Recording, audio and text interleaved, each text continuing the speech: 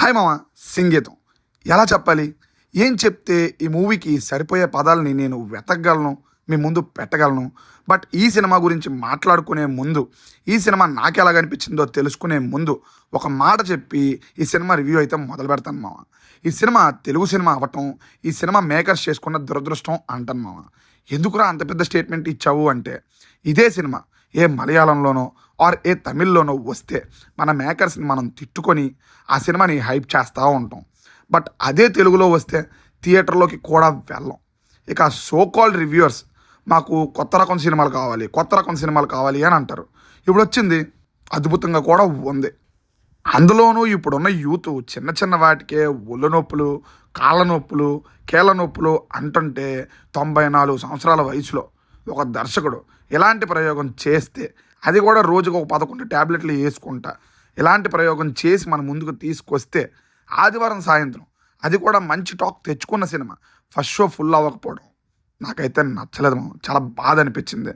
ఇలాంటప్పుడే తెలుగు ఆడియన్స్ చాలా గొప్పోళ్ళు, ఎలాంటి సినిమా వచ్చినా ఆదరిస్తారు, తెలుగు ఆడియన్స్ని మించి ఎవరూ లేరు ఎక్కడ అని మిగతా వాళ్ళు అంటుంటారు. మనకు సో పేస్ టికెట్లు తగ్గొట్టుకోవడానికి అవి చూసి మనం సోషల్ మీడియాలో మన జబ్బలు చర్చేసుకుంటాం. అలా జబ్బలు చరుచుకోవడానికి మనకి ఎటువంటి అర్హత లేదంటారు మామ. ఇప్పుడు చెప్పండి అబ్బా, సోకాల్ రివ్యూవర్స్ పేపర్ పట్టుకొని వచ్చేవాళ్ళు కొంతమంది, మైక్ ముందు కూర్చొని నాకు అసలు అర్థం కావట్లేదు, నాకు అసలు తెలీదు అని చెప్పే కొంతమంది, అందరూ కలిసి ఇప్పుడు చెప్పండి ఎందుకు తీయాలి ఇలాంటి సినిమా, ఎలాంటి గొప్ప సినిమాని ఎందుకు తీయాలి? మెయిన్ మీకే కావాలి, మన హీరో 100 మందిని కొట్టడం కావాలి, నెమ్మదిగా నడిస్తే బీజియంలు, నించున్న కూర్చున్న హడావిడి, ఇలాంటి సినిమాలు మీకే కావాలి. మీరే హైప్ ఇస్తారు. అప్పప్ప ఏమన్నా సినిమా, ఏమన్నా హైప్ మనమే ఎక్కించుకుంటాం.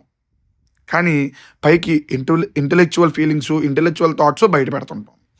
ఇలా అనుకుంటే చాలానే చెప్పాల్సి ఉంటుంది. అంత కోపం వచ్చింది ఈరోజు థియేటర్లో క్రౌడ్ని చూస్తే. అఫ్కోర్స్ ఒప్పుకుంటాను, నాకు ఈ సినిమా చూడడానికి 3వ రోజు అయింది. బట్ వీకెండ్ ఫస్ట్ షో వెళ్తే సగం థియేటర్ కూడా ఫుల్ అవ్వకపోవడం నన్ను చాలా బాధ పెట్టింది మామ. దట్టు పాజిటివ్ టాక్ భయంకరంగా స్ప్రెడ్ అవుతున్న జనాలు వెళ్ళలేనప్పుడు ఇలాంటి సినిమాలు ఎందుకు తీయాలి? కమర్షియల్ సినిమాలు తీసుకుంటే పోతుంది కదా. సో తెలుగు వాళ్ళకి ఇంత గొప్ప సినిమా చూడటానికి అర్హత లేదు అని నేనైతే అంటాను. ఇవన్నీ పక్కన పెట్టి ఇక సినిమా విషయానికి వస్తే, ఒక్క ముక్కలో చెప్పాలంటే నా లైఫ్లో నేను ఇంత గొప్ప సినిమా చూడలేదు అని చెప్తాను. ఒక 30% సినిమా పక్కన పెడితే 70% సినిమా ప్రతి మాట పాటగా ఉండటం నా లైఫ్లో నేను మొదటిసారి ఎక్స్పీరియన్స్ చేశాను.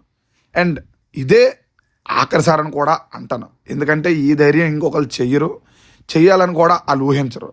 ఇక్కడ పెద్ద టాస్క్ ఏంటి అంటే, ఆ మాటని పాటగా మార్చే ప్రాసెస్లో ఏమాత్రం చిన్న తేడా కొట్టినా ట్రోల్ అయిపోతుంది మా సినిమా. ఎమోషన్స్ ఏమాత్రం తేడా కొట్టినా సినిమా థీమే నవ్వుల పాలు అయిపోతుంది.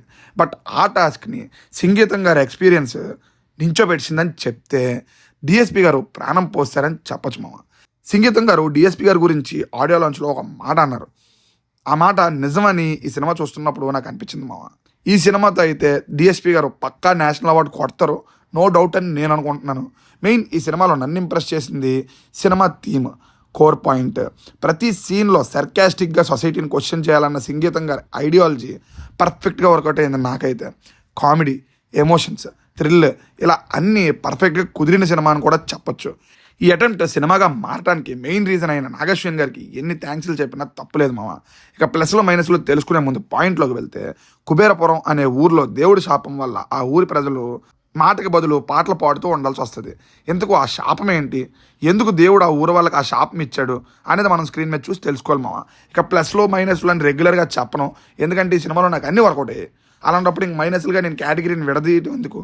యాక్టర్స్ పర్ఫార్మెన్సెస్, మెయిన్గా హీరోయిన్ క్యారెక్టర్ చేసిన అమ్మాయి పర్ఫార్మెన్స్ నాకైతే చాలా నచ్చింది, చాలా బాగుంది. ఆ అమ్మాయి డబ్బింగ్ కూడా చాలా బాగా కుదిరింది.